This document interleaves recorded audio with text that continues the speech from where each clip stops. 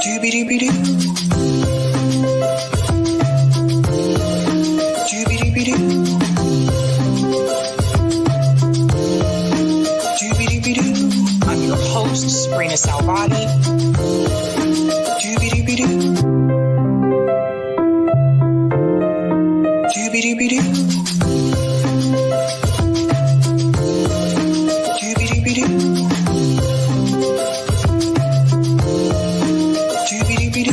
I'm your host, Sabrina Salvati.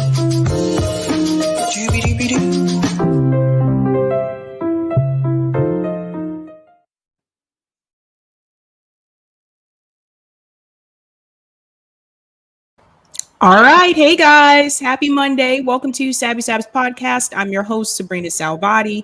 I have Nico House with me tonight to do the news. What's going on, Nico? What's going on? Thanks for having me back. Awesome. All right, guys, I'm going to go ahead and get into it. I'm going to share my thumbnail for tonight so you'll see what we're discussing. So here we go. All right, so tonight we are talking about AOC and Cenk's cringe war remarks. What did they say and why should you be concerned? We're also going to discuss Pramila Jayapal is talking about Build Back Better again with a new deadline. We'll talk about how we think that's going to work. And last but not least, California progressives are pushing back against politicians about single payer. So let's go ahead and get started. I want to go ahead and get into the AOC and Cenk comments. So I'm going to play AOC's video first. And first, I want to show you guys the difference between the tweets that some of the members of the squad will make versus the comments that they'll make when they go on to some of these shows. So let me go ahead and share really quick. All right, so here we go. So this was the tweet that AOC made. She said, the conflict between Ukraine and Russia is profoundly concerning, but military conflict is not the solution. We must seek a diplomatic resolution rather than escalate tensions and avoid sanctions that hurt the Ukrainian people. Now, that is what she tweeted, but I want you to listen to what she actually said.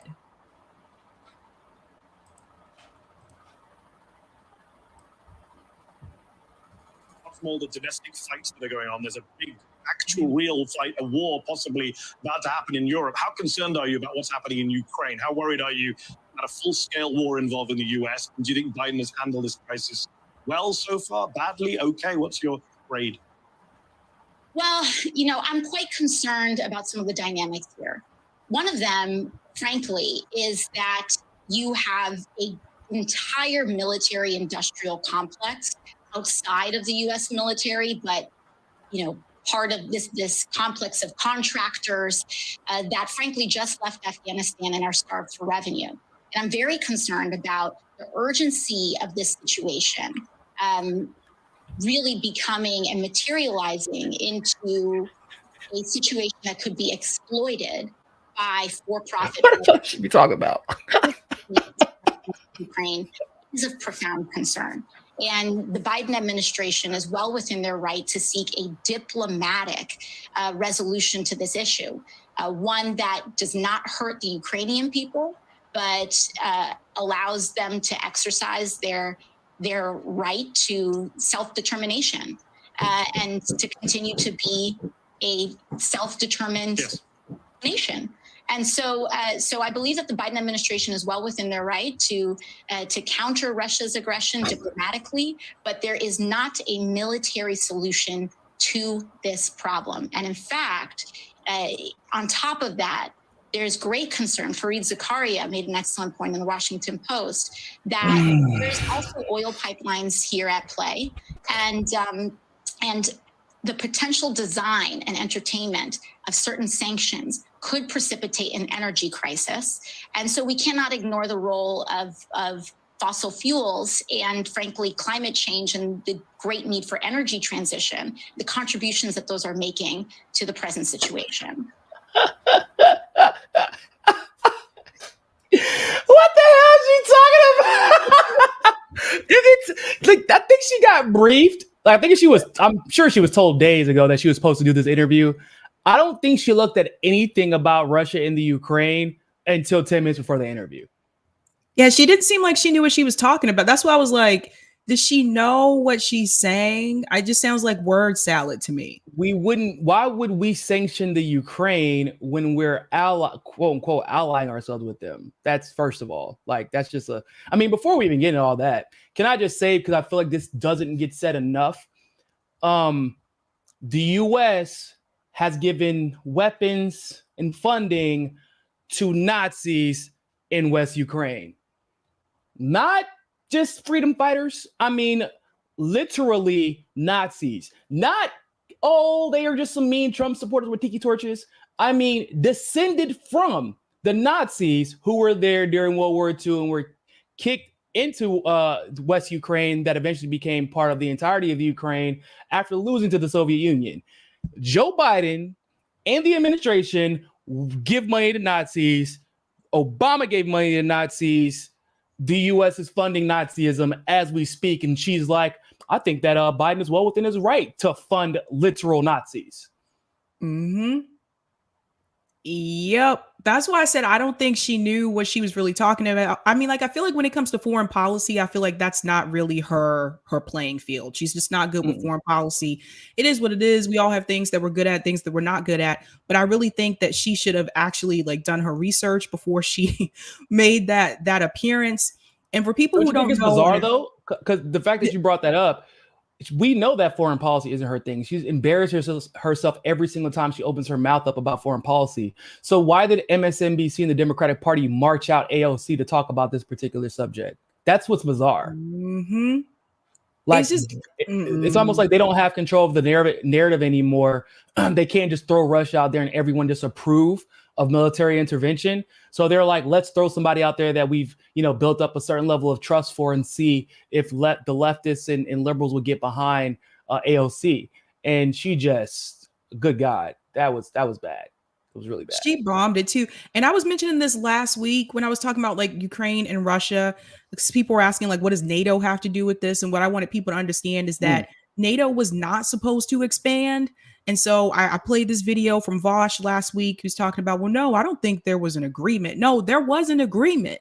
After the Berlin Wall fell, the United States government agreed that NATO would not expand, and it's been expanding. Yeah. And that's part of the reason that they were taking Eastern European countries and granting them accession into the EU was to expand NATO, but doing it under the pretense of, all the EU countries are part of NATO. So we're not really expanding. The EU is expanding. And there were certain, certain guidelines, you couldn't be corrupt, whatever the hell that means.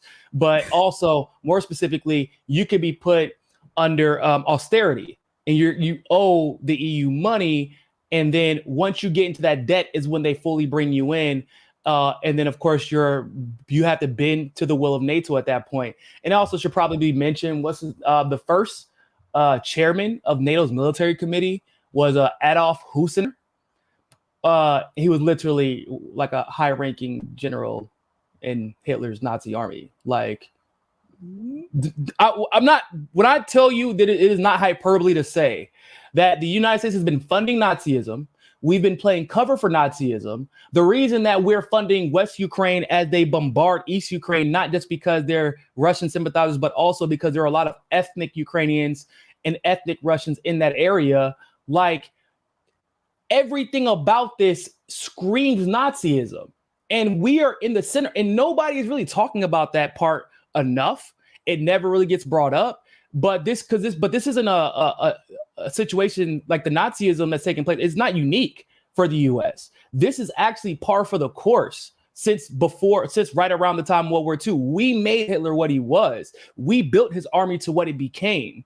We're the ones who like I said, we were appointing Nazi people to NATO, the UN. Then through Operation Paperclip, we brought them into the intelligence community here in the United States, and we even employed them in NASA. And it almost makes you wonder, did we bring them? Were they Nazi defectors and we brought them over?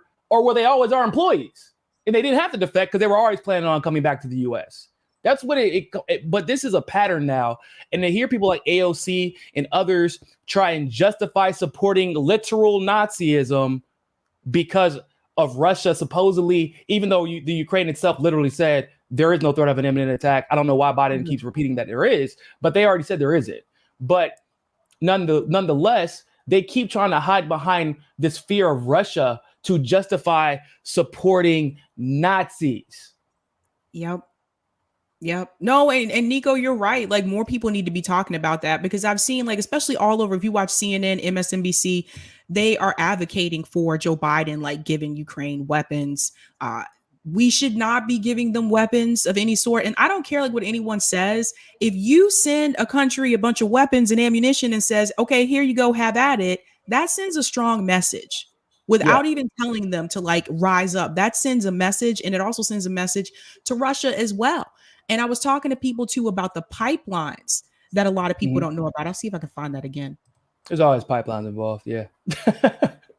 But it just reminds me, like, one of the things that I know, Tulsi's opinion has changed a lot now, but one of the things that Tulsi Gabbard, like, did express is, like, she was against, like, these regime change wars, and that a lot of times she came out against the warmongering that we've been doing against Russia, which is good. Yeah. Thankfully, and a lot of times, like, when the United States gets involved, it's because there's resources that are involved. And that's what I want more people to understand. It's not about the women and the children, which they always use that excuse. It's not about the people in those countries. It's because there's resources there that the United States government needs. And that is why they get involved. Yep. People oftentimes forget, like, this situation currently isn't separate from what we saw in 2014 when they overthrew the government, the one that came before Zelensky, who's currently holding power. It's not separate from the Hunter Biden Burisma situation. This situation isn't even separate from the impeachment. It's a continuation of what we've already seen.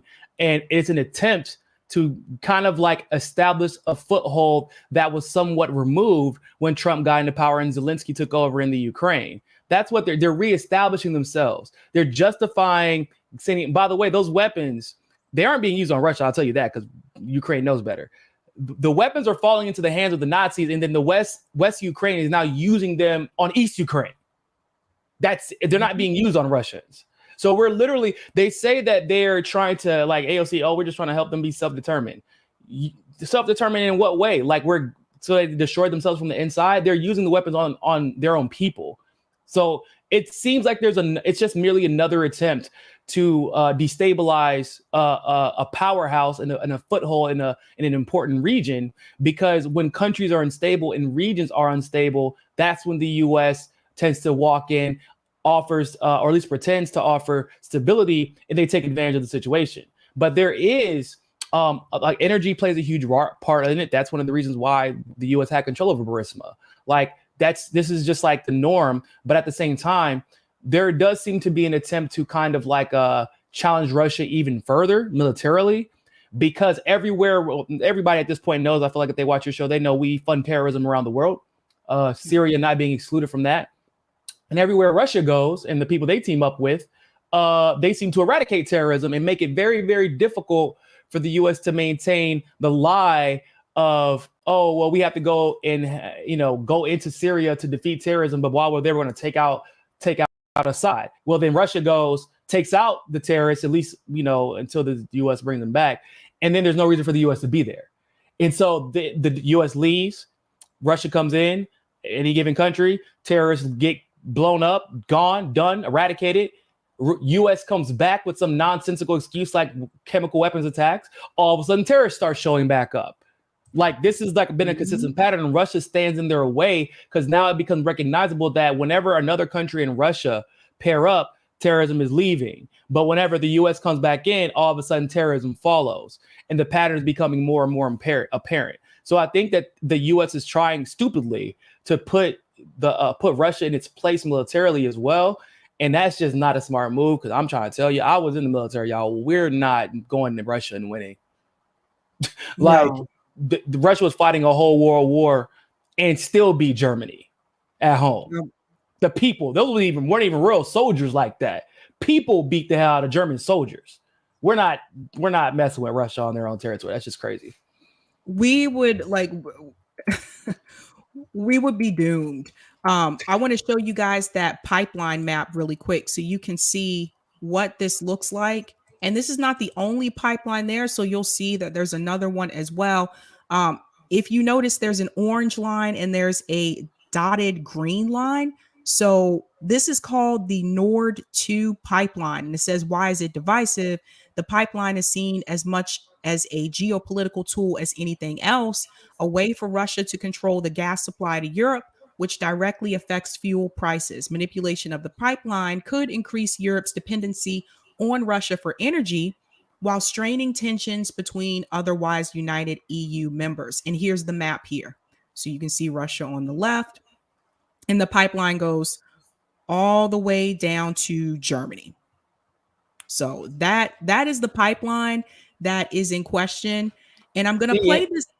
Go ahead. Yeah, I would even make the argument, like, is it really about Europe's dependency on Russia for oil? Because I don't think that that's the reason why. The reason why is because it makes Russia viable competition for other major oil distributors like the United States or OPEC. That's what I think it's really about. Because, I mean, if it's just easier, and Russia sells their oil for cheaper.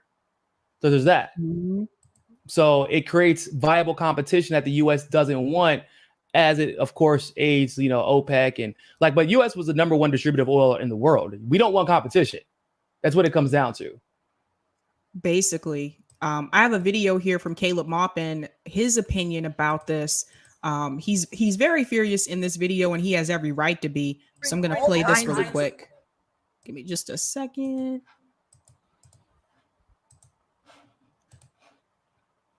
And I think Caleb's like on a balcony in this video. I'm not quite sure. Yeah, he's in New York, so okay. He's probably in a balcony at work. Okay. All right, here we go. Folks, the U.S. Secretary of State and the Russian Foreign Minister just had a meeting trying to resolve some of this tension. And just a few hours later, we hear that the USA is sending military helicopters to Ukraine. You got Estonia, Lithuania, Latvia. They're sending anti-tank missiles. Everyone is pouring all kinds of weapons into Ukraine. This is insanity. This is just complete and utter insanity.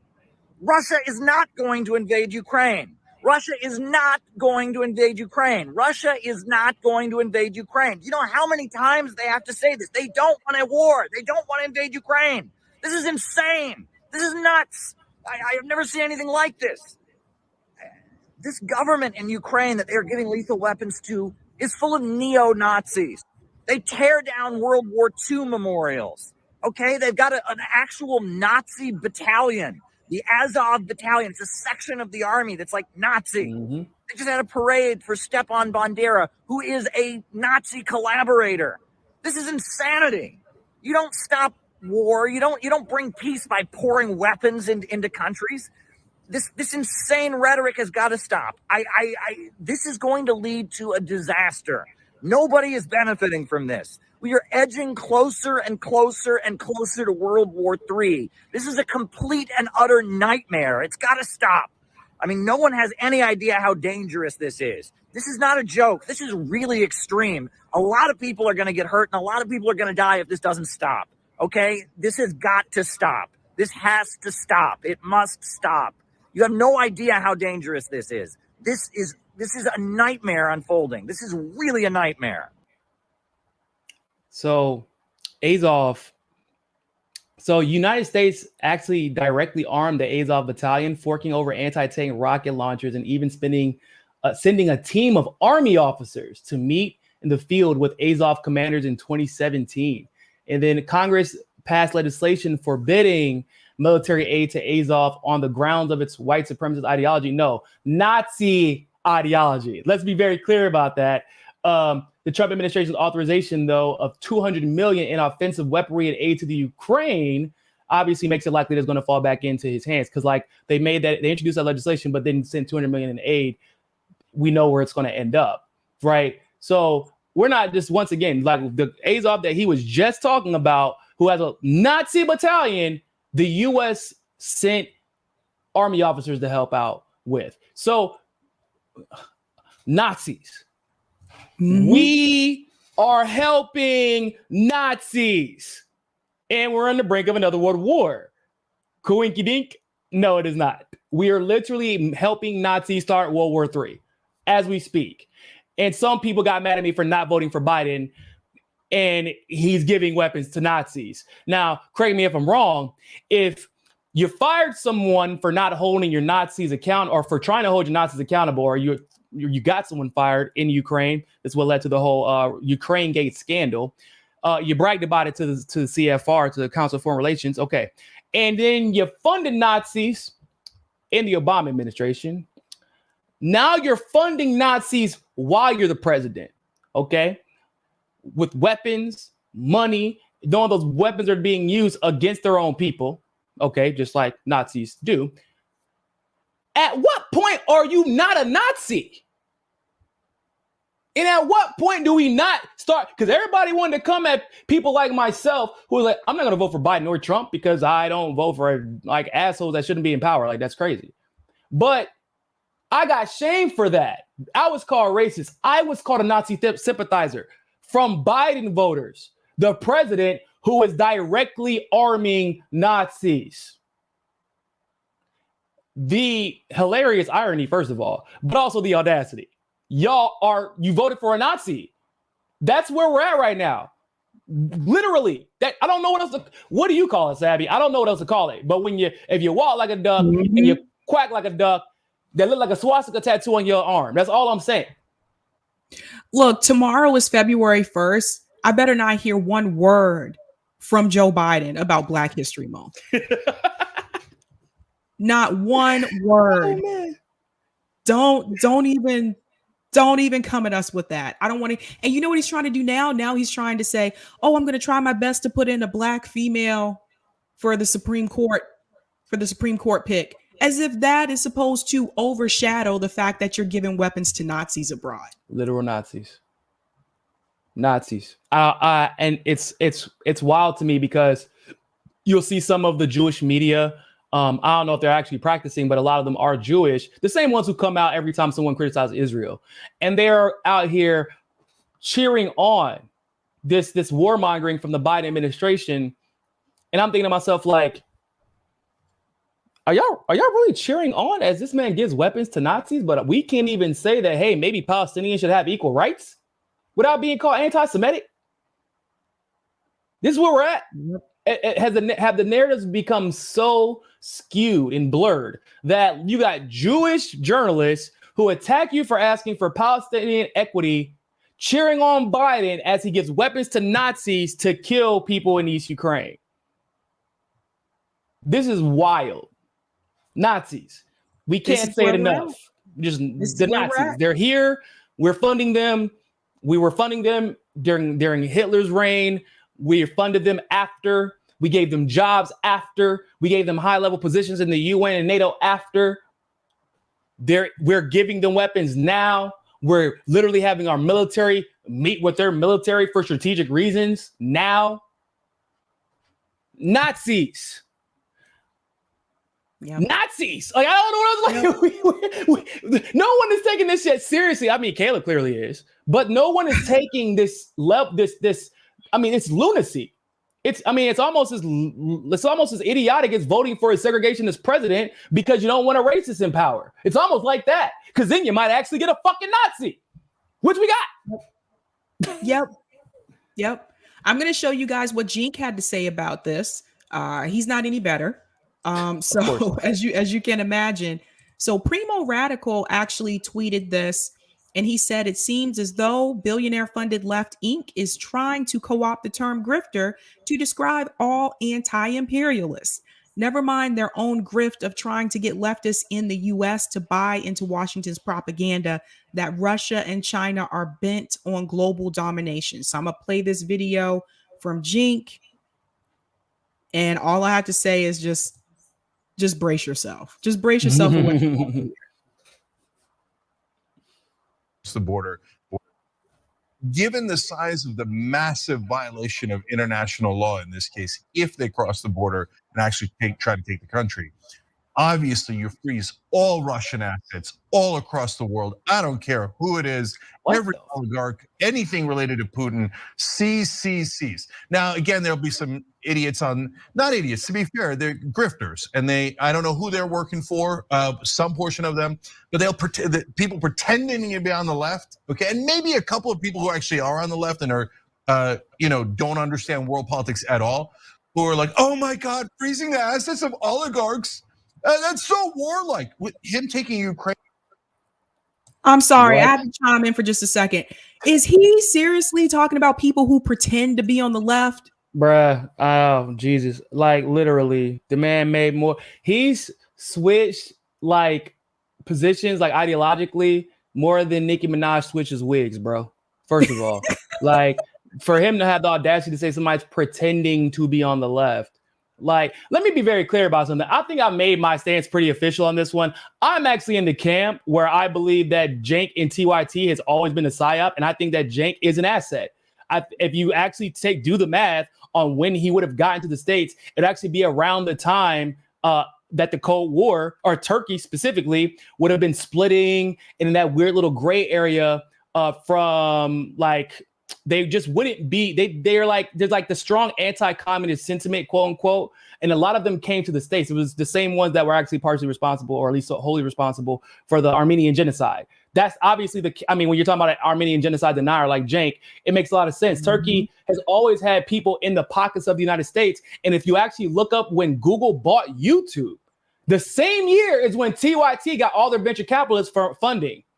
And it doesn't make any sense, because when you leave MSNBC because you're just too radical and they just wouldn't let you say what you want to say, you don't leave mainstream media to start an honest journalism platform and then get venture capitalist funding because of it.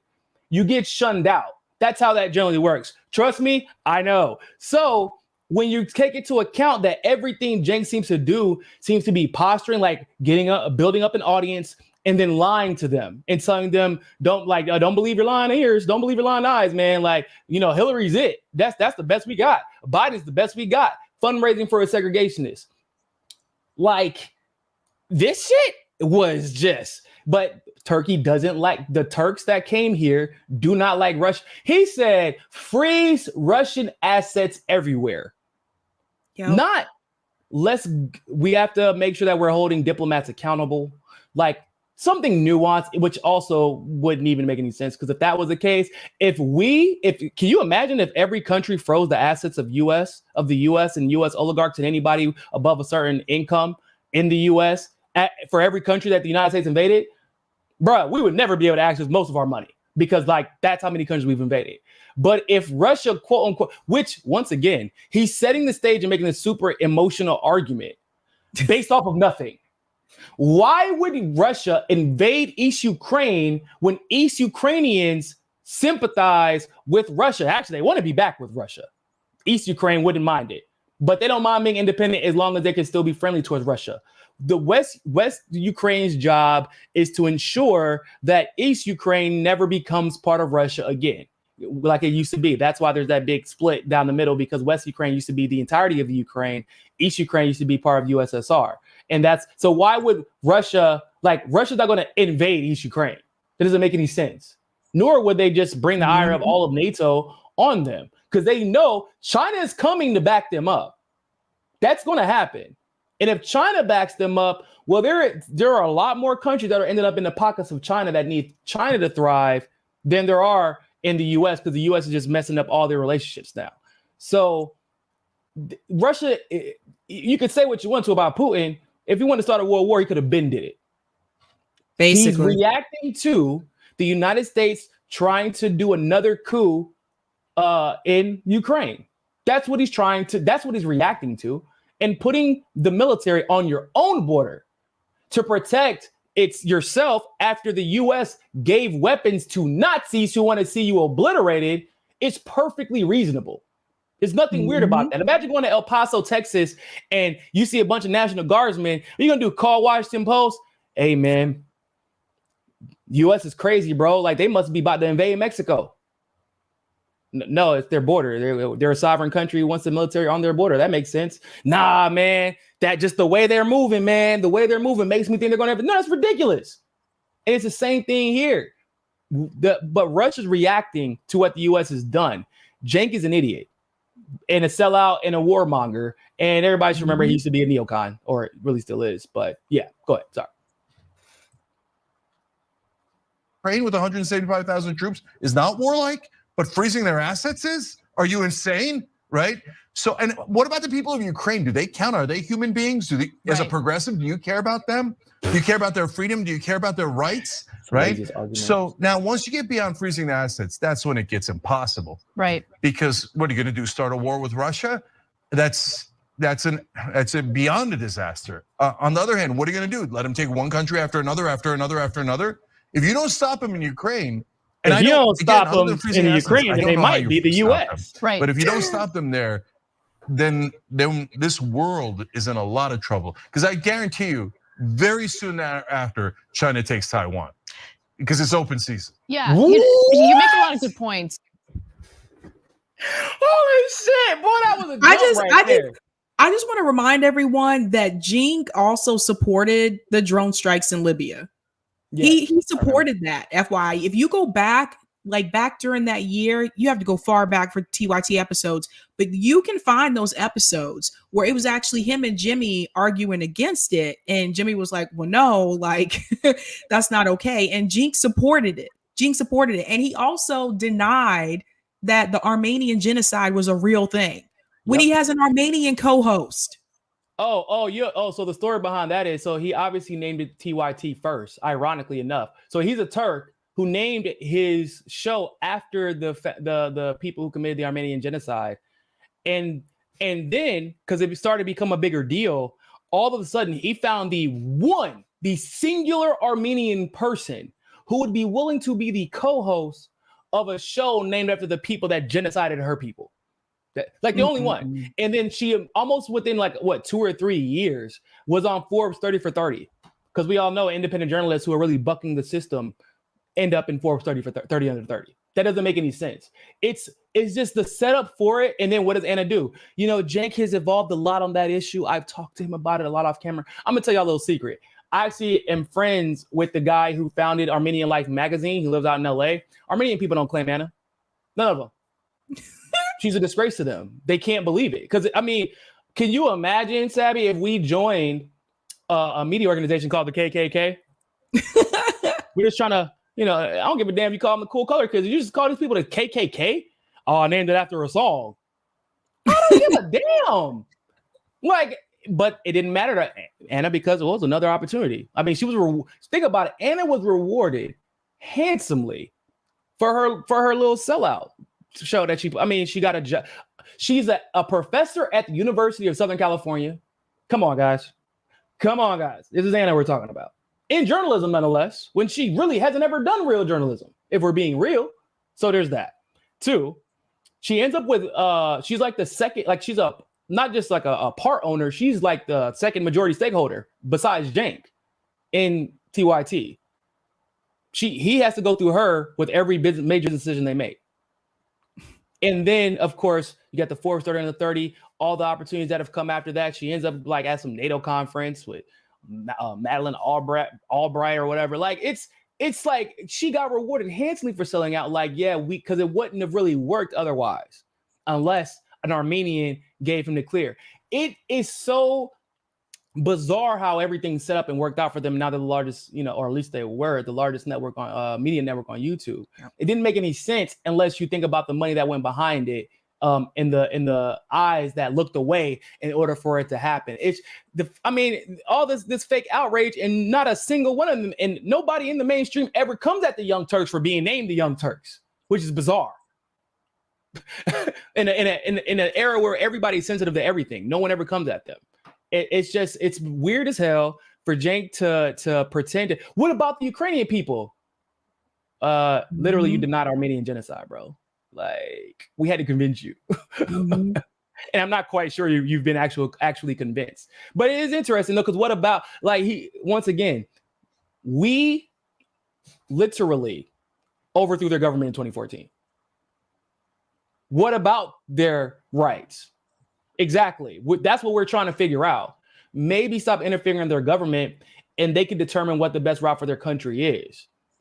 Jake keeps leaving out the part where the only reason that East Ukraine is not part of Russia is because of the United States' initial interference in the USSR that the CIA openly admits to. They hired intelligentsia like academics and celebrities and things like that, gave them propaganda, spread it throughout Eastern Europe. They sanctioned Russia into oblivion, the same tactics that we do now, that we use now, and they balkanized the region. And from that is where the Ukraine breaks off from Russia, East Ukraine does, and becomes part of West Ukraine. And then obviously NATO has been trying to manipulate that situation ever since. But if you think about it, who benefited the most from the balkanization of the USSR? It was the EU and NATO, because almost all those countries joined the EU, except for like Turkey. I want to say Rome. No, Bulgaria and Romania did join eventually. It was like maybe 2 that didn't join the EU, but that was always the goal. If you look at who benefits, that's where you can figure out who the lies are coming from because of who benefits. And Cenk clearly is receiving a check from somebody, but for him to call anybody here fake leftist, bro, I've been called fake leftist for I don't know how long. And I'm just starting to realize like, oh shit, when you actually are more left, then you get called conservative, because there has to be this perception created that, oh, the reason that I'm not agreeing with them is because they're actually they're conservative. Actually, that's why. Well, no, they're left to you on every issue. No. You just think that's left, but here's what's really left: caring about the rights of those people so much that you give Nazis weapons to bomb them.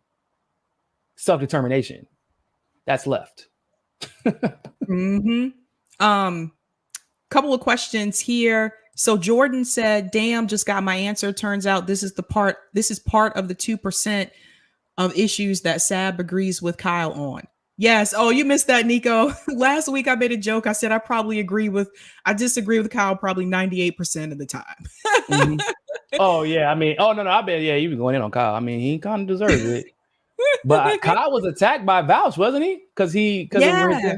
Yeah. I told Kyle's people had a lot I of said, faults lately, but he's definitely anti-interventionist. Yeah. I was like, oh boy, this is interesting. I have to agree with Kyle on this. Valerie said, does Germany have a problem with the pipeline? So that's a good question. From what I've seen, in the context of NATO, yeah, but I don't think there's anything specific to Germany that they have a problem with. They don't seem to be as concerned about it as the United States. From what I've read, they don't seem to be as How do you control? So gas is gone. So there's this lie that permeates amongst like political. The president doesn't have that much control over oil prices. That's a lie.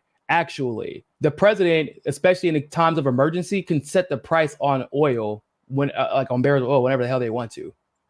Like that's just the facts of the matter. It's known, but there's a lie that and also we're the number one exporters of oil in the world, and we make most of our own oil. So at that point, why would our prices go up for oil we already have and are already in the process of producing?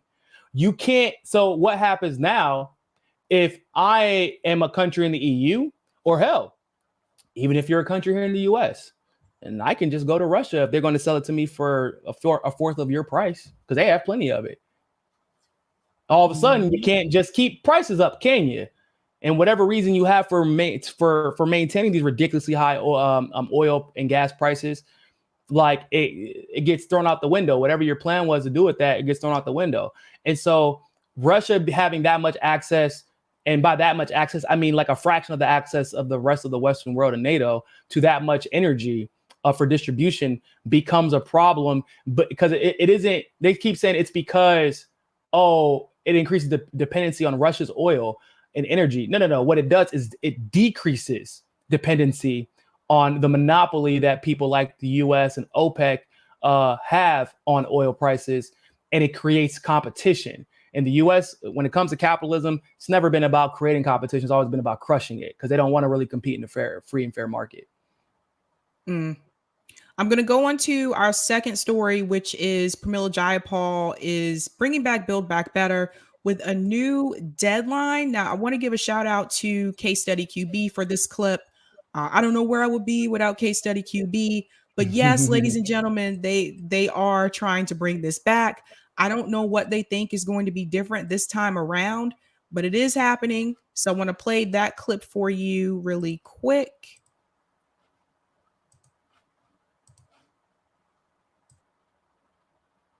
Meanwhile, progressives in the Democratic caucus want to go further, pushing the White House now to act quickly on a resurrected Build Back Better Act. Caucus Chair Pramila Jayapal gave Democrats a new deadline to pass the package March 1st. She argues the announcement of a deal at the president's State of the Union address would give the administration a much-needed win. In a statement, Congresswoman Jayapal said, quote, in the months since negotiations around the Build Back Better Act stalled, the case for this legislation has only become more urgent.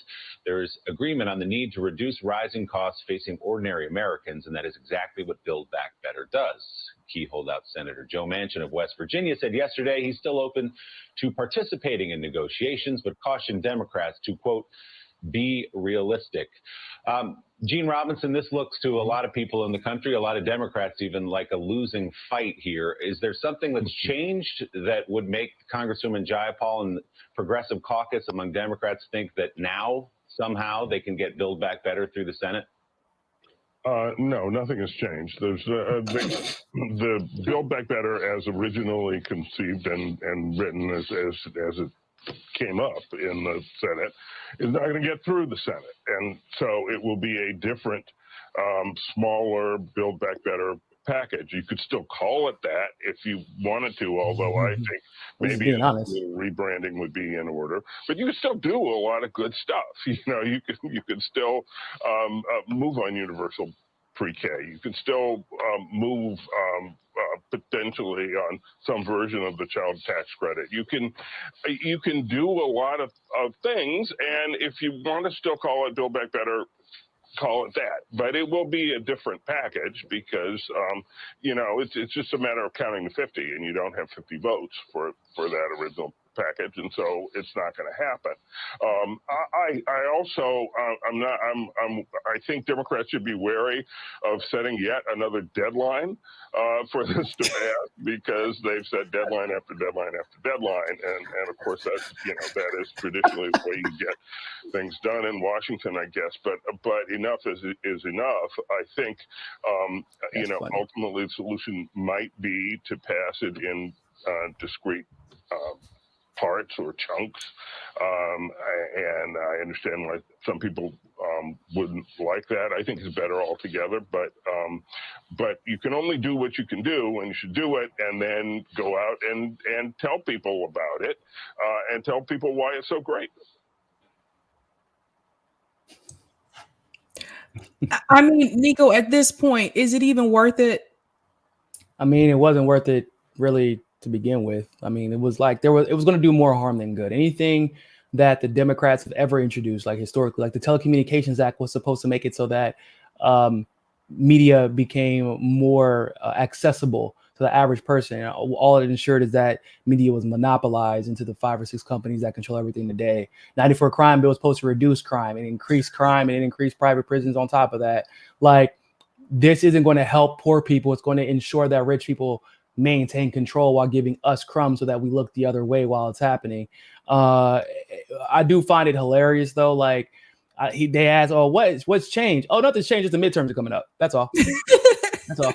Jayapal trying to keep her job. Everybody trying to keep their job. Interestingly enough, I don't know if you noticed during that whole interview, you know whose names did not come up once?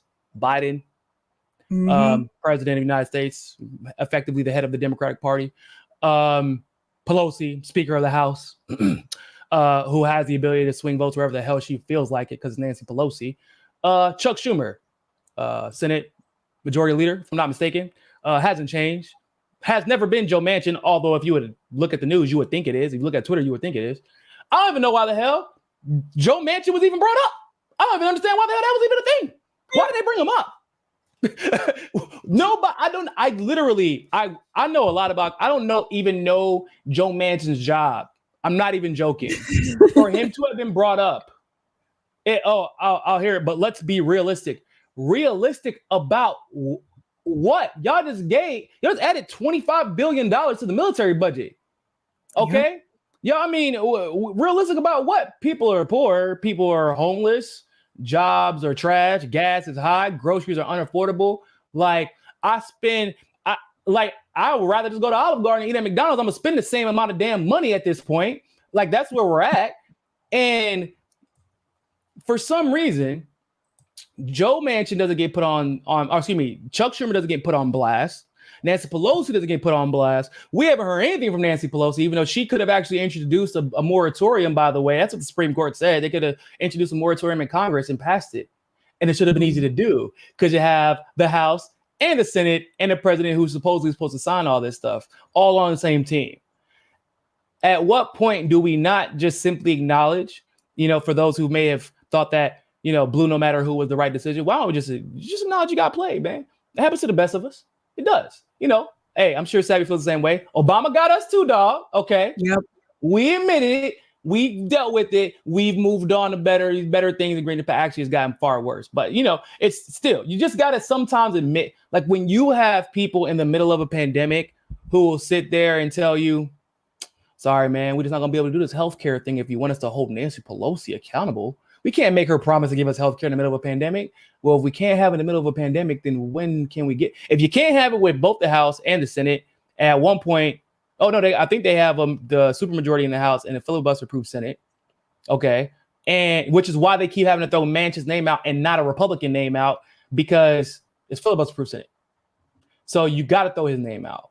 Everything that happened under Trump was Mitch McConnell's fault, but everything that happened under Biden is actually for some reason Joe Manchin's fault. Don't get it, or Semena for that matter, right? What is Semena's job? Does anybody know why Semena's name keeps getting brought up? Do you know that? I'm genuinely curious. Well, I just kind of see like Kirsten Sinema and Joe Manchin as rotating villains. Because like even Nina Turner said recently that they're not the only people who have issues with this. They're just the ones that are willing to come forward. They're not even the only ones who have been willing to come forward. That's what makes it weird. But those are the ones that the media harp on. Mm-hmm. And I'm assuming it's because both Semena and Manchin are in safe districts. And Manchin, of course, being in a very safe state. Yep. Like they can take the heat without any fear of repercussion to their seats. Whereas not everybody has that type of security or have, to be frank, have just given less of a fucks without any consequences than them two in both the House and the Senate. So you never mention Chuck. You never mention Nancy. You don't have to mention Biden. The power players get to play while they get, all the incentive to take all the heat, and they don't care. That's been their career. You think Joe Manchin don't get on social media ever. I doubt Joe Manchin even watches the news. He don't care what y'all got to say about him. Semena does care, but like she looks like the type of girl who would like to be attacked all the time. She looks like a weirdo like that. But she runs away from people though. She does, but I'm talking about I think she likes it. I think she just enjoys it. I think she's a weirdo because it's just her whole character is bizarre. But why doesn't AOC get talked about enough? Like, why isn't she calling out some of the flaws in the way that the bill was written, who it helps? Because that's what they always say. Oh, you don't get your $600, during the pandemic. It's like, wow, why do we need an 800-page bill for $600? Oh, because the majority of the money is actually going to who? Corporations, military industrial complex, not only here, but overseas. And they tell you 600 so you don't ask about where the rest of the money is going to. And that's what was basically happening with Build Back Better. And what was weird, though, is like also Build Back Better was like never going to happen, apparently, which is also bizarre. I do find that weird because Build Back Better was supposed to be Biden's little staple. Even after they stripped it down, it's still not being passed, means that somebody somewhere doesn't want it to happen, regardless of what the establishment as a whole might want, because even some Republicans support Build Back Better. So I would be see how that's going to play out. But I don't want to hear bro, just give me healthcare. Can we start with that? Like they keep saying it's just too complicated of an issue. You don't think rebuilding the infrastructure and making this multi-dimensional finance plan where people aren't really being given money, but kind of being put in positions to make money, like that's actually less complicated when you have to do so much interstate involvement to get that to work correctly? You think that's easier than just single-payer healthcare? I can assure you, as a person who's worked on healthcare legislation, it is not easier than single-payer healthcare. And it's actually cheaper to do single-payer healthcare than to do this. And if you would fix that one problem, then a lot of other problems would begin to not be as persistent as they have been. But I don't really give it. I don't really give a damn about what the Democrats have to say. It's actually pretty much torture. Listening to them talk a lot of the times. I have to force myself to sit down and watch clips. I have to do it because it's part of the gig. I get it. Yeah. But Lord, it's like my ears begin to bleed. Listen to these people just talk about nothing, and they know it. And they sound so serious when they're doing it. They're like, man, let me go ahead and put on my powder and get ready for the show. Yeah. No, it's true. I honestly don't think they had real intentions of giving us like universal pre-K, because they may feel like, especially the conservative Democrats may feel like, that's a little too close to like socialism. We got to be careful because we want to get the Republicans' approval. I don't feel like they really planned on that like actually happening. What's really funny though, Biden was on his way to Pittsburgh to speak, and the bridge that he needed to go across to get to where he needed to get to collapsed. Oh shit, that's funny. Oh shit. Infrastructure. But we don't need infrastructure. And so I had to break it down to people like on the show. I said, guys, like you have to look into these things that they're saying. So they say that they're going to give more tax breaks. But when you actually look into it, the tax breaks are going to the wealthy. They're not going to people like us. Yeah, it's fact. Oh, it's like the ACA, man. Everybody thought anything is better than what we had before. Yeah. You thought that, right? How them deductibles looking? I think everybody's healthcare. Listen, I'll tell you, everybody's healthcare went up this year. I have TRICARE. My shit went up this year. I have TRICARE, people. Everybody in the middle of a pandemic. Not only will they not give us free healthcare, or at least give us universal healthcare that we're already paying for, by the way, but then they turn around and allow the insurance companies without penalty increase healthcare prices across the board. Yeah. Increase prescription prices across the board. We are living in a country ran by sociopaths. Basically. Nothing that they introduce is going to, if it's whatever they say it is, Affordable Health Care Act. Yeah, okay. So imagine what Build Back Better actually means. Ain't gonna be no building back. And damn sure ain't gonna be better if it was built back. It's gonna be the opposite of that.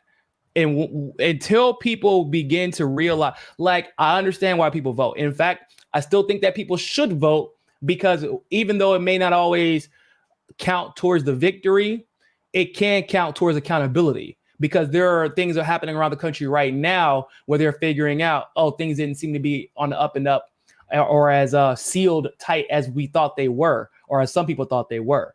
But that only comes with the participation aspect. However, it is a participation aspect. It is not the solution. I'm just telling you. Because if people are voting off of narratives like this, right, where, oh man, I don't mind voting Pelosi back in, it's Chuck Schumer's fault, or it's Cemenda's fault that stuff isn't getting done. It ain't Pelosi's fault. I don't mind AOC getting it back in. It's Cemenda's fault. She's trying. Mm-hmm. Like when you got people on here pitching narratives like Russia is trying to invade the Ukraine when Ukraine came out, it's almost like the impeachment thing. Whenever Zelensky was like, Trump never tried to bully me. I don't know what y'all talking about. Well, we're going to do an impeachment and say he did anyway. Is that cool with you? Well, no. Cool. We just won't call you as a witness then for an impeachment that's completely based off of Zelensky. But that's what they do. This is the pattern of behavior that we've seen. And when it comes to these legislations and when it comes to all this shit, the narrative control, like voting isn't going to fix the problem when people are voting under false premises and giving false information. You got to get out into the streets and make these people feel it. Like, I don't know what else to tell people. Narrative is a big part of it. That's why I appreciate what you do, Sab. You have, a fantastic show. Just looking at how much you've grown since I first came on. I think you had like 1,000, 1.2 thousand. Yeah, you've gone up in every way, and I'm glad, because one, just alternative voices in general in independent media is a big deal, but two, alternative independent Black voice in this particular space, especially coming from a woman, is a bigger deal because of the unique perspective you bring.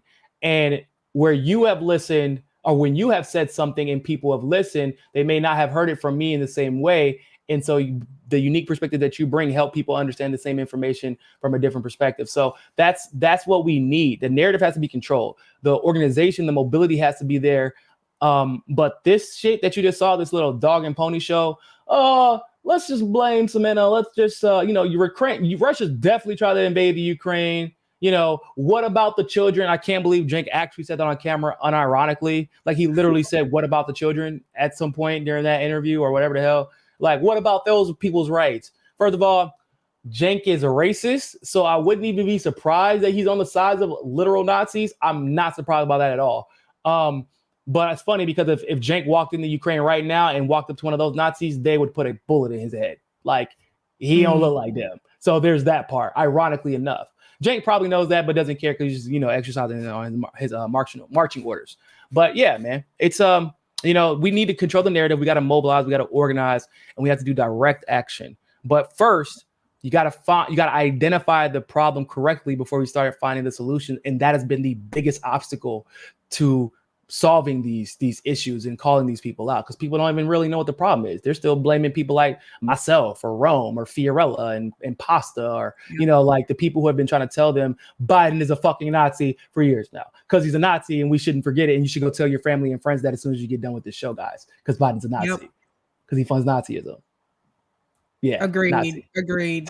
And in reference to voting, one of the things I try to encourage people to do or get across to people is that ballot initiatives are incredibly important. And if you live in a state, like I live in Massachusetts, we have ballot initiatives. If you live in a state that has ballot initiatives, guys, that's how we legalize marijuana here. That didn't just come from out of the blue. Like, that was a ballot initiative. Same in Florida. So those are heavily important. And some people will just go vote for those kind of questions. Like, they'll go and vote and not necessarily vote for, president or whatever, but they'll go and vote for question 1, 2, or 3, which directly affects them more so. So those are things to remember. Nico, I want to be there are people who show up just for that. You're right. Yeah, there are people who show up just for ballot initiative. That happened in Florida. That's why felons can vote now. Ex-felons can vote here because people showed up for the ballot initiative. Yep. But that isn't going to solve all the problems in the world. But also, if you look at what Sabby just said, that also kind of brings the question, like, why have some political parties not taking advantage of ballot initiatives to get their policies passed or create fair opportunity for them and other local candidates to win, and not in the Democratic or Republican Party, right? So it's like you have to kind of get involved and participate in order to identify where those problems are, so we can start finding solutions and people can stop being fooled. I have one more story, Nico. I want to be mindful of your time. Absolutely. No, go ahead. Okay. All right, guys. This one is incredibly important if you have not been paying attention to what's going on in California in reference to healthcare. So I have a video here that I want to share. Give me just a second, because they are trying to make single payer happen. So here we go.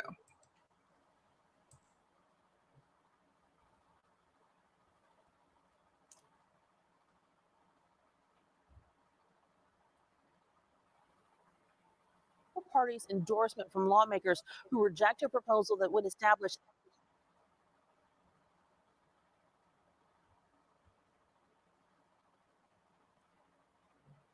Now, I just found out a couple minutes ago, unfortunately, it did not pass in California.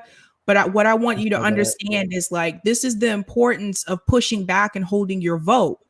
Something like this was like the thing with Force the Vote, was to show you who's who. Notice they mentioned names. They mentioned politicians. Yeah, they did. See what I mean? This was the thing. Like, you don't have to vote for them. It's okay to say, if this does not happen, if you don't vote for these bills, I am not going to support you come re-election. We should be doing that every time. Yep. And people, like, they get like, well, what if somebody comes in and they just run and then just vote for healthcare, for example, single payer healthcare, and that gets passed, and that's great. But what if they lie about the next thing?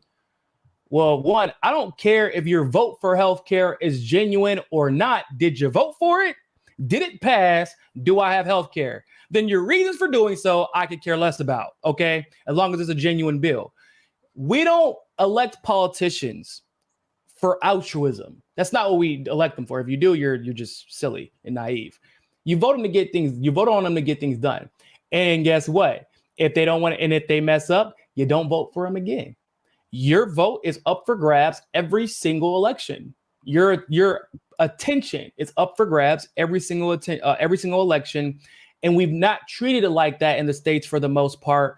It's more so been treated as like a sporting event. That's how it's generally been treated. It's like a team sport, and it's not, bro. Like Democrat, Republican, we all know that it is one party. But when you're in a Democratic state, you're the state that bitched. I don't know how else to put it, but just bitched about the pandemic for the last 2 years, about how important it was to beat the pandemic, how we got to beat the pandemic, how people got to stay home because of the pandemic, people getting sick, people dying. We care about people, pandemic. They're like, well, can we have healthcare to help us better fight the pandemic and probably it decrease the likelihood of it becoming serious in California again? Whoa, that's a bridge too far there. That's crazy talk. You guys don't understand how money works. Clearly, like what was all the talk about then? And then you get to this, the real reason that we know they didn't vote for it, also probably is part of the reason why the pandemic went the way it did out there, is because, well, Sabby, do you know about this situation that happened in the UK?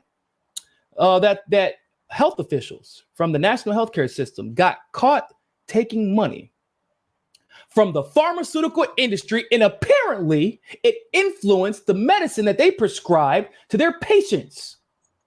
The science was a different science when someone paid for the science to be different, and it was found to be true in a court of law. Can you believe that people's opinions and guidance would be swayed by money from big pharma? I would, because from what I've heard from many leftists, and especially Democrats specifically, is that big pharma is trustworthy. Who do you think is stopping California from getting healthcare right now? Yep. It ain't big weed. I promise you that. Ain't big weed. It ain't big shrooms. It ain't big Jamba Juice. It's the same people. Yep. The same people over and over. That's why I tell you guys, you gotta follow the money. I just did a show recently about Justice Democrats, about them taking like dark money and money going to middle seats, giving that money to Joe Biden and Beto O'Rourke. And I'm pretty sure when most people donated to like AOC, they didn't want their money to go to Joe Biden or to Beto O'Rourke. Shout out to Robbie Yeager, by the way, who does like the best financial corruption reporting. Like the man is always on point. He's been calling out showing the Justice Democrats for who they are for years now. That's how we were so hip to what they were doing so quickly. I'll take that comment, Roger. I mean, not Roger, Eric. It's probably a comment from Roger. Yep. Shout out to Roger Meadows for the tip on Rockfin funding Nazis. Hey, AIPAC, where you at? I don't hear you a bit. Are we? That's a great point. I'm glad you brought that. Talking about APAC. Oh boy. Yes, we employed their Nazi scientists after World War II. Also, hey, Nico in the house. Since Florida is a ballot initiative state, that allows you to go completely around Florida government to place initiatives directly on the ballot to allow voters to add amendments to the Florida Constitution. Yep, that happens often. That happens often here. That's how marijuana got. So the Democrats were BSing on marijuana out here, and then it got introduced as a ballot initiative. So then they went behind it and made it basically so that it was only medicinally legal, and they made it so that there could be kind of like a buffer so that corporations could kind of benefit from it more than the small businesses. But I mean, it worked out because of the ballot initiatives, though. So it's true. Cool. Ever think of getting together with other Florida YouTube hosts like Jen to start a few ballot initiatives? Hold up, what? Next question. But I do agree with the ballot initiatives part, that part. But I like working with activists who want to actually get stuff done. But that's a different conversation. Man. Thanks so much for the tip, Roger. Yes, vote, but more importantly, vote for good ballot initiatives and vote down bad ones. Medicare for all, public banks, ballot initiatives, worker co-ops, ballot initiative, climate ballot initiatives, term limit BIs, elimination of imprisonment for debt, eliminate qualified immunity. You know what we got to start doing for ballot initiatives? I know this will sound random, but it's not. We have to start setting it so that there is a mandatory minimum on industries that like newly introduced industries like the marijuana industry, 50% of the industry has to be like small business, under a certain amount of employees, like can't belong to any corporation or any of the corporation subsidiaries that are currently existing above a certain amount. Like that's what we need to start doing. And you would see a lot of the tables turn like a lot if we just did that. We got to start because that's like a way to put the power back in the worker's hand. Because eventually, yeah, is one small business the majority and even have close to the amount of money a corporation would have? No, but they now as a cumulative unit have the ability to influence members of different state and federal legislators to actually get things that are beneficial for small businesses versus chipping away at the world of small businesses like they have been at every level. Even with this, with the business, what is it called? The what's the federal business? It's like a small business SBA. Is that what it's called? Small Business Association. Yeah, it sucks. It doesn't do anything. It's effectively like teethless. But we need that's the type of stuff we need to introduce on ballot initiatives. Because like if you wait for Congress to get anything done, it won't get done, bro. Sab, I'll be trying to tell you. Do y'all know if we were waiting for Congress to get anything done, Sabs and I might not be married to our spouses right now. No. Literally. We'd that probably not even hyperbole. We'd probably still be sitting in the back of the bus had it not been for the civil rights movement. Exactly. And Supreme Court fixed a lot of that stuff. Most of it, almost all of it, actually. And eventually states and cities were desegregating, and then Congress caught back up. But the reason that they were desegregating was because of direct action. And Congress was terrified because of direct action. Like, I don't wait for Congress for shit. I just don't even. Congress has never done anything that benefited me. Like, bro, when I was in the military, they didn't even want to give me a raise. They were arguing with Obama. They were like 4%. And then Obama said 4%, which is kind of surprising. And then Republicans were like, oh, hold up. That might make the military like you. 1%. Screw them guys. I know we keep sending them off to fight our wars that we keep swearing must be fought. But like, they have not done anything for us. Anything that they've kind of done, like they gave me $600, but then like they did the largest transfer of wealth in the history of the world. So like net, you probably got like a negative $1,000. Like think about where we're at in inflation right now. Yep. Was the $600 worth the $370 you're paying for gas right now? Probably not. Seemed like it at the time though. Yep.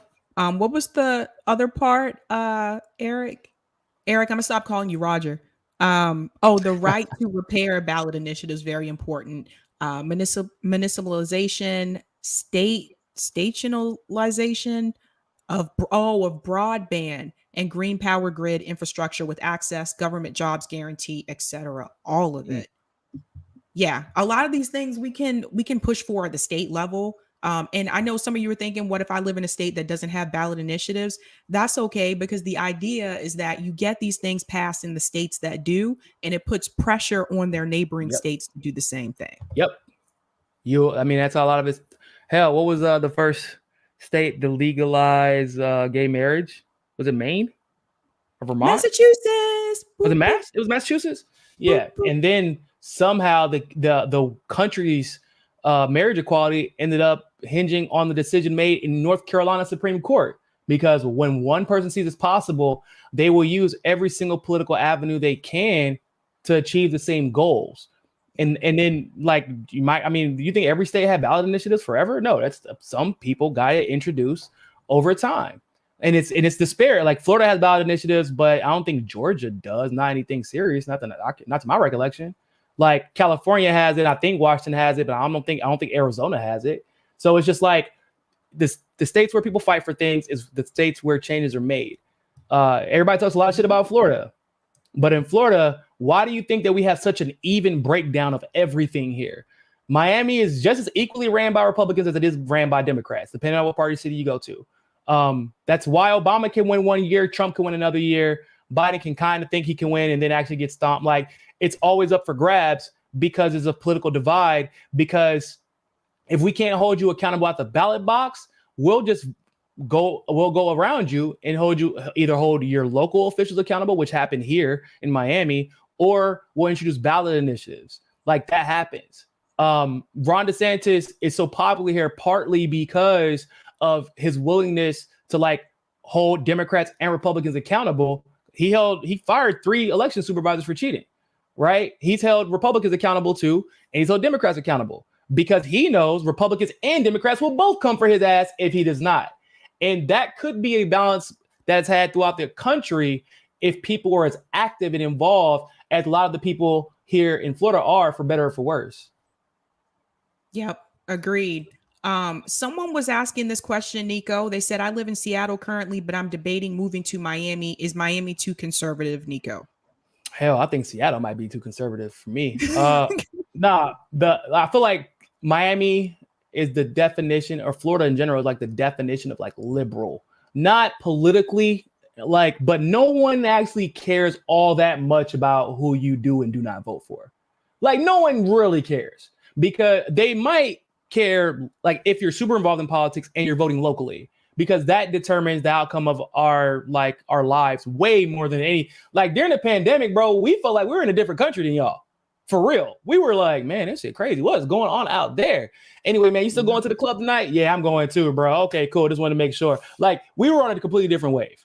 But at the same time, you know, obviously I live in Little Havana, which you would think is like, it is a Republican neighborhood, technically speaking, but I don't hear any type of vitriol. People just kind of like living their lives, fun. I would tell them who I support if they ask me, because the conversation obviously eventually comes up, and they had no problems with my political opinion. They would ask me why, and they were genuinely curious, and they wouldn't attack me for having a different opinion than them. And that's a feeling I get a lot out here, which is why some people will come out here. They may be a leftist or independent or whatever. They get here, they have one idea in their head because of the way that the media has portrayed Florida and South Florida specifically.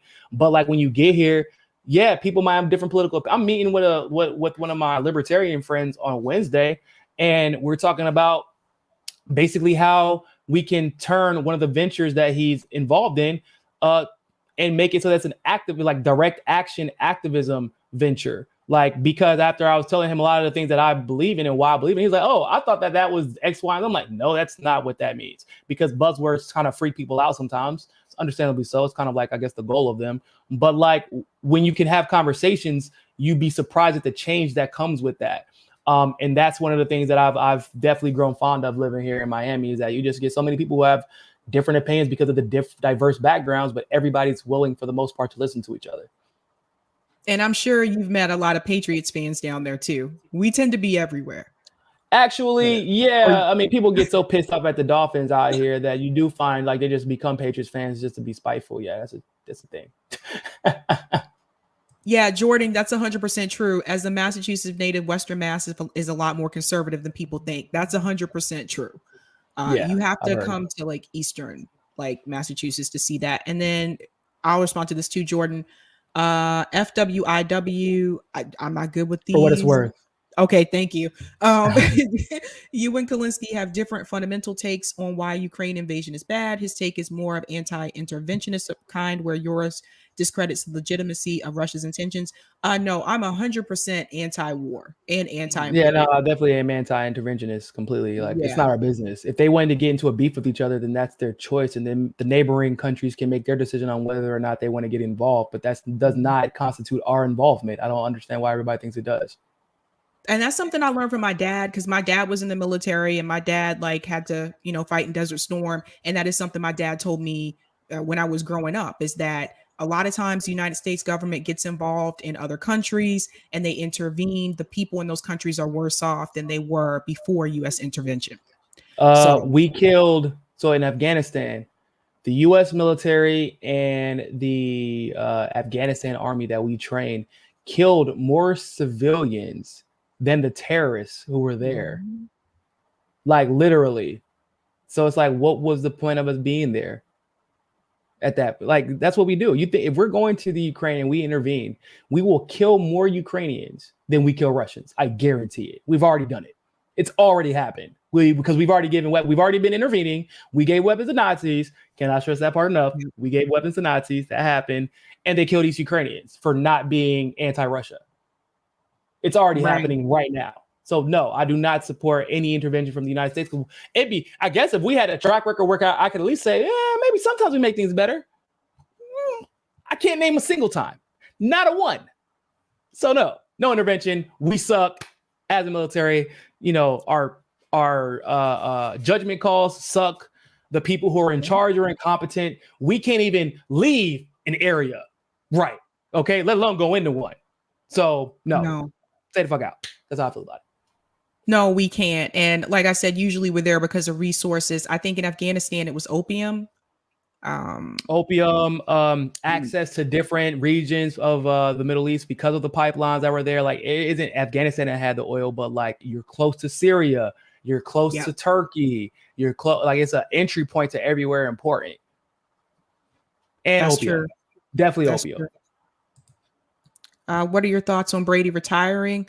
Whatever, man. Do you know how long Tom Brady's been a part of my life? Not Literally personally, but I'm 33. Tom Brady's been in NFL for what, 23 years? It's a long like time. 22. Bro, that's a lifetime. That's literally some kids were born and went to college and graduated before Tom Brady like retired. That's ridiculous. Yeah. I also don't think he's retiring this year though. You don't think so? I think someone fed a fake story. Yeah, I think so.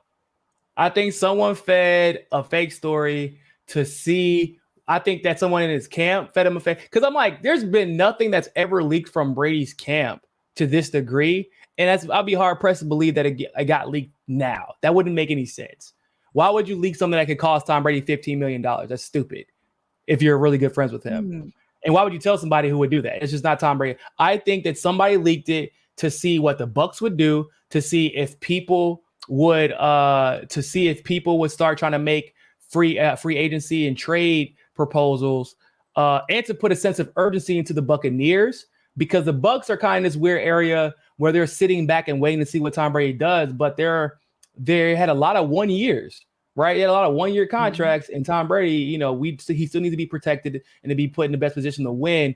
Otherwise, his chances of being as good as he is get significantly reduced. So I think he's lighting a fire under the Bucs' ass, because if he leaves, they're done and they know it. And so is Bruce Arians. This way, if he hasn't made a decision yet, they can start making moves now and giving him confidence that they're going to make the best decisions to make his season go as smooth as possible in a very, very, very difficult NFC. One more comment, Eric, if you have it. I think that's a comment from Rockfin. Thanks so much, Roger, for the tip. Nico speaking my language about getting it done in the States, and Sabs saying my language of states like Massachusetts and Florida, putting pressure on states like mine here in New York to get it done here. Just about almost every YouTube host lives in a ballot initiative state, which I would like to see all of them put some emphasis on pushing, starting, or both of them in their state. I'm trying to make that happen, Roger. I'm still trying to do that, like put that panel together. All right, Nico, one more question for you before we head out. Who do you think is going to win the Super Bowl? Oh, the Rams. Yeah, Why? I'm a big Joe Burrow fan. But Joe Burrow has literally not faced a defense like the Rams defense. You got Aaron Donald and Von Miller. Like you saw, I don't know who was watching the game last night. This man, Donald pulled them to the side, had one conversation, and all that was dead. They went after Garoppolo like I haven't seen them done all year. We're not even sending blitzers. They were just getting at him with 4. Like that, I don't know. I know Burrow can take hits and he can get the ball out and make big plays after he takes a hit. But like, how many hits can you take before some of those plays become interceptions from Ramsey? And then you also have to deal with the caliber of quarterback on the other side of the field that is Matthew Stafford. I'm a big Stafford fan. People forgot. A lot of people, he went to Detroit because Detroit was so bad, because they thought that he could single-handedly flip that franchise around, but then they realized the organization is actually worse than what they thought. But he was supposed to be the GOAT. That's how great Matthew Stafford was. And I said, after watching him for years, my friend's a Detroit Lions fan, and he clearly is a masochist, but watched him every Sunday for almost a decade. And I was like, yo, if you put Matthew Stafford on a good team, it's Super Bowl. That's it. He's going straight there. And here we are. And I don't think that Matthew Stafford is going to be denied, because right now, what's at stake for him is if he wins this right now, it's instantaneously Hall of Fame. Because he actually has crazy numbers, even coming into this season, because of thanks, to Calvin Johnson. But like when you go to a team, you win the second ever home game Super Bowl, you do it in supreme fashion with crazy numbers. And you flip your narrative around so massively that think about it, people didn't even know who the hell Matthew Stafford. When they heard, a lot of people this year, I would say about 60% of NFL fans heard Matthew Stafford's name for the first time this year. See, sometimes I forget that because I don't know if you play this, but I play fantasy football. So I know who all these people are. And that's one thing I would say. If you guys if you ever interested in playing fantasy football and you're watching this, that really does help you get to know players on other teams that are not your team. And that's how I know who a lot of these people are. And Stafford is a fantasy stuffer. He's a stat stuffer on fantasy. Yep. I was going to say Bengals just because I feel like they need it more. I feel like they desire it more because the last time they won was what, the 80s but most of these guys are young though. So they don't we're just kind of happy to be here. Not saying that they are taking it for granted, but they know they also have time, right? Jamar Chase is a rookie. Burrow's on his second year.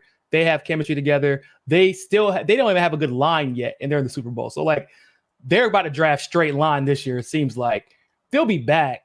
I think that Joe Burrow wants it because he also understands that right now establishing yourself as the best QB amongst this elite level QB play in the AFC is a big deal. But also, I just don't think that the Rams are going to be. You got to think about it. So you got Von Miller coming from a badly ran franchise. Even though they won a ring, that was kind of on the back of Von Miller himself.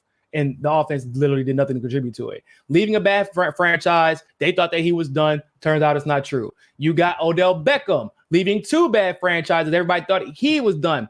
Turns out it's not true. Matthew Stafford leaving the Lions. They thought that he was done. Turns out it's not true. I mean, Sean McVay himself, who was doing his best job to coach them into a abysmal, cataclysmic collapse. He's trying his hardest, but it hasn't been done yet. Even him, these are all people who kind of came from back, because Sean McVay, for those of you who don't know, was on the Washington football team as an offensive coordinator. I know. But all these people coming from really bad franchises have the chips of all chips on their shoulders to show that if we were around the right talent, like their cohorts in the same draft classes, we would have been just as good and gotten just as many opportunities to get Super Bowl rings.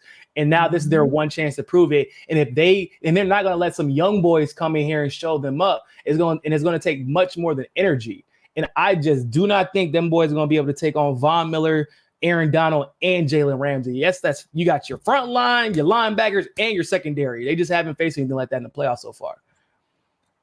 Yeah. Oh, that's a good point to bring up for people to understand. You can have a team full of talented players, but if the organization isn't good and the coaching isn't good, then you just have a team full of talent that has no direction. Yeah, it's called the Browns. That's basically what the Browns are. But it's just that's why people have become they become fans of players more than organizations, because organizations are ran generally by families a lot of the time. And they're ran bad for a reason. They're that bad consistently for a reason. That's one thing that I think we've come to learn about just organized sports in general. When you basketball, football, whatever, when the Bengals can make that turnaround in a year, right? Rams can make that turnaround in a couple of years. The Bills, people forgot how trash the Bills were for so long. Good God. Kansas City's kind of always been good.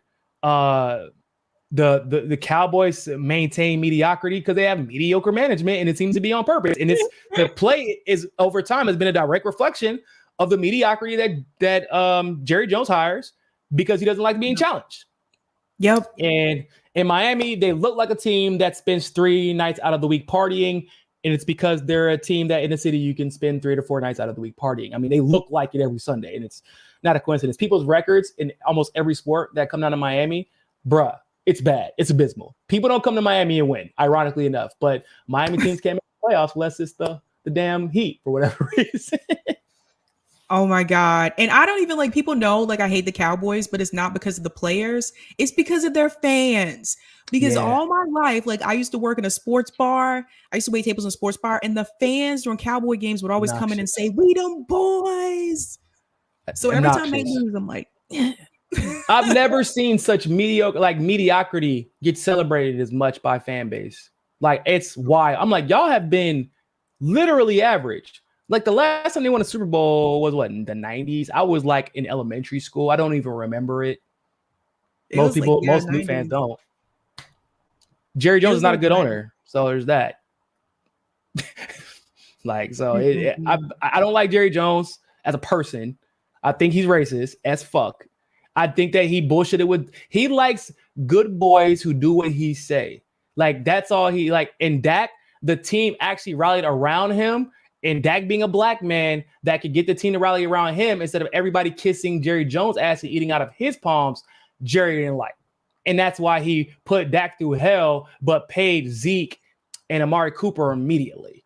That's why he did that. Because they need me. Now, Dak don't need you. Dak was going to get paid regardless. And he knew it. And then people coming out and fight for him was another. So, like, you got mediocrity, you're going to get mediocre. That's why people like the players more than the team now. I'm kind of in that camp, too. After the whole Washington football team's like extravaganza, I watched RG3's career get destroyed because of it. That was wild. I don't think anybody's ever felt that kind of pain before. Y'all think that this shit, man, imagine having a Hall of Fame QB that breaks almost every record for a quarterback in his rookie season, takes your trash team to the playoffs damn near by himself, only to find out that the organizational decisions of why he was playing in a game he shouldn't have been playing in, and it destroyed his career. Bruh. Dog. I'm like, nope, you know what? I'm just going to cheer for my favorite players and let the chips fall with him. Didn't he win the Heisman too, Nico? Yes, he won the Heisman at Baylor. Yes. He was an all-American track runner. He was a freak of nature. He was the reason that you see like the Deshaun Watsons get opportunities, obviously, even Pat Mahomes. It was because of how RG3 was the first accurate super mobile quarterback. Yep. Yeah, that's true. I went way off topic. I'm sorry, you guys. People watching probably like, I thought this was about politics. I mean, a lot of politics and sports, man. A lot of it. Shout out to Nina J. When you put this up was when we were talking about Tom Brady. And for a second, I thought you were talking about Tom Brady when you said his job is to protect the country. But then you let Tom Brady tell it. He'll tell you it is shit.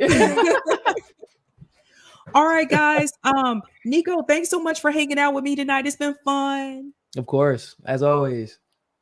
All right, guys. You know how we do this. Have a good night. Keep up the fight.